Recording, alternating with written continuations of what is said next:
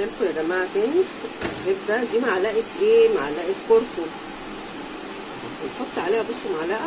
انت بقى حطي الكميه دي على الكميه اللي انا حطاها، بسم الله ما شاء الله، براحتك. عايزه تحطي بس بتتحط اخر حاجه خالص. ليه؟ علشان انت لو حطيتيها بدري كده كده هتخلي المرطه بتاعتك من غير ما تستوي ولا الزبده تتقدح، هتصفرها، هتطفي عليها وتبوظيها. لكن انا دلوقتي عايزه اوريها لكم. بسم الله ما شاء الله. بصوا عامله ازاي، هي نفسها المرطه اصفرت اهو تحت، ما بقتش بيضه اللون اهي. بصوا اتقدحت خالص ازاي اهو.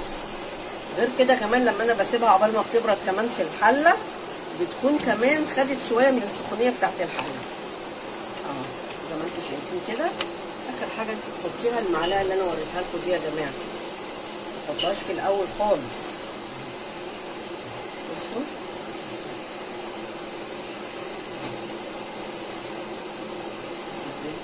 بصوا عامله ازاي، هي كده اهي اصفرت. وبعدين لما بتقعد كمان شويه زي ما انا ما بقول لكم في الحله، حله كبيره وستانلس، برضو بتاخد وقت ايه تتقدح فيها تاني برضو شويه اهو. بصوا شكلها اخر حاجه خالص قبل ما تطفي عليها.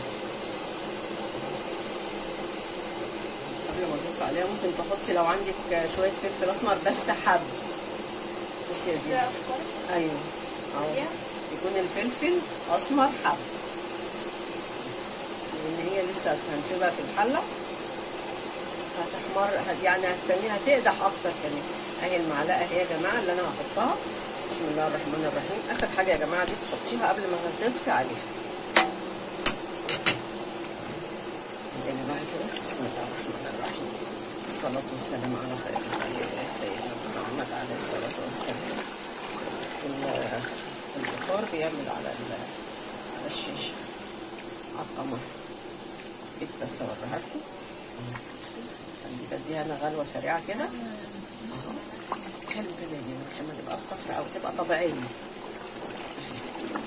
خشوا معانا على الفيديو يا جماعه وشوفوا معلقه الكركم اللي احنا حطيناها للزبده مخليها عامله ازاي. عندك فلفل اسمر بس يكون حب برضه حطيه. عندك حب فين؟ لا خلاص حلو. يعني هي حلوه بسم الله ما شاء الله. بصوا يا جماعه بسم الله ما شاء الله.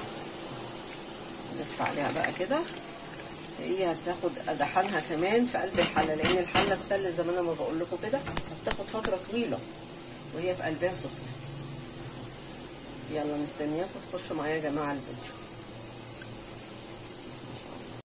هنسيح مع بعض الزبده. انا حطيتها كده في الحله وولعت عليها تبدا بقى تسيح. الحاجه وفاء بتقول لي انت كنت بتبوظي الزبده الاول وانا قلت لك تعمليها ازاي. فانا من خلال وانا بشور كده اهو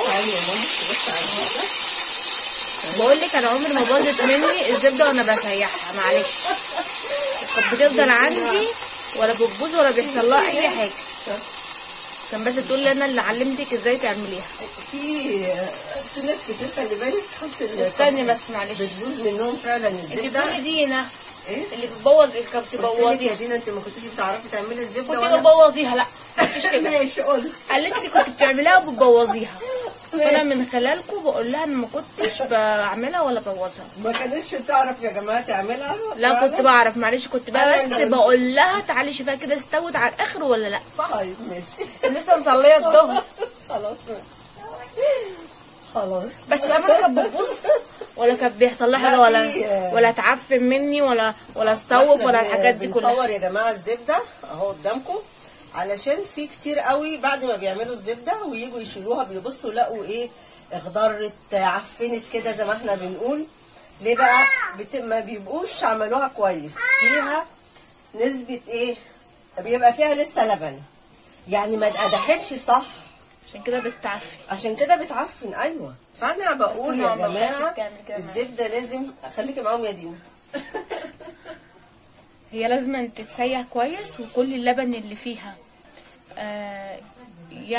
ينشف خالص يتبخر يعني، وكده ما بتبص خالص تفضل موجوده عندك ما بتبوظ، حتى لو مش حطاها في التلاجة احنا بنسيحها ونحطها على المطبخ مش بتبوظ خالص. لا ما دام اتسيحت صح تقعدي بقى سيبها براحتك بره، ما فيش مشكله. ولو ما اتسيحتش صح يا دينا واتحطت في التلاجة فعلا بتعفن. ايوه والله يجوا يطلعوها بيلاقوا الارضيه بتاعتها وعلى الوش كده عملت الاخضر ده، فبنعمل لازم تقدحيها كويس قوي لحد المرطه بتاعتها ما بتشوفي لونها بيبقى اللون المشوش. الفتره انا كنت بخليكي بس تشوفيها. طيب صح كده؟ اوكي يا دينا. تقول لها تعالي كده تشوفي الارضيه بتاعتها خلاص، تقول لي 100 100. اوكي يا دينا. يعني انا ما كنتش بسيحها لك، تقول لي خديها في الحله عندك سيحها لي. طيب ماشي خلاص يا دينا. وبنتك تشهد عليكي. خلاص بنتي مش هنا. هتتفرج على الفيديو وهتشوف وهتكتب لنا كومنت، هتقول لك ايوه كانت دينا بتسيحها. سامعاني؟ ماشي خلاص يا دينا، خليكي معاهم واحده واحده في تسييح الزبده. دينا اللي معاكم النهارده وهي يا جماعه بتسيح الزبده، انا هسيبها لكم اهو. انا موطيه عليها لحد لما بتبدا تسيح خالص. هي احسن حاجه ان هي بتبقى متوطي عليها، بتستوي براحتها، ما بتبقاش النار عاليه عليها قوي. في ناس بعد ما بتبقى خلاص داخله كده في الاستوى خلاص تحط لها معلقه كركم، بتبقى صفرة بزياده قوي. هنشوف المراحل كده واحنا بنسويها، خليكم معايا. حبيت اوريها لكم يا جماعه. بصوا لسه فيها لبن ازاي اهو، باين اهو على وش السمنه اهو، مرحله مرحله كده واحده واحده تبقي مع الزبده. لازم اللبن ده كله ما يبقاش فيه لبن، تنشف بقى خالص. كل اللي بيتبقى منها المرطه اهو زي ما انتم شايفين. مش عايزه اقرب التليفون قوي عشان تشوفوا. بصوا بتطلع ازاي اهو، كل ده لبن اهو لسه فيها اهو، واحده واحده كده معاها. كنت موطيه برضو لقينا عليها خالص اهو. لسه برضو هسيبها موطيه عليها واسيبها كده على النار. حبيت برضو اوريها لكم. خلصنا الزبده اهي يا جماعه، بسم الله ما شاء الله. والمرطه اللي طلعت منها اهو، دينا بتغمس زي ما انتم شايفين ما شاء الله، ربنا يديها الصحه يا رب. معلقه الكركم اللي احنا حاطينها طبعا جميله قوي. عايزه تحطي حطي، مش عايزه ما تحطيش، حاجه ترجع لك اهو. دينا انا اصوري السمنه. لا اصور ايه، ما انت عماله تاكلي. طب اصبري شويه لما نخلص اهو. اتفضلي غمسي في السمنه ما شاء الله ما شاء الله اهو. بصوا يلا اهو ما شاء الله. بالراحه يا ام علي على نفسك اهي. الزبده اهي يا جماعه بسم الله ما شاء الله اهي، جميله قوي وسهله. اهم حاجه يا جماعه لما تحطي اوعي دينا لحظه المرطه، قصدي لما تحطي معلقه الكاري تحطيها قبل ما ما هتطفي على الزبده على طول. الكركم معلش ناسيه يا دينا معلش، يعني المعلقه بتاعت الكركم تحطيها وانتي هتطفي على الزبده. حطي المعلقه تكون المرطه اتعملت معاكي خلاص والزبده اتعملت، قلبيها تاخد كده تقليبه غلوه بسيطه خالص وتروحي طافيه عليها بس اهو. بصوا لونها، عايزه تزودي زودي، عايزه تخلي كده براحتك برضو، حاجه ترجع لك. هو ده شكل بصوا الزبده شكلها اهو بسم الله ما شاء الله، ريحتها تحفه. وده كان يومنا النهارده في تسييح الزبده. نشوفكم تاني ان شاء الله في فيديوهات تانيه كتير في يوميات وفاء ودينا. اقول لكم السلام عليكم.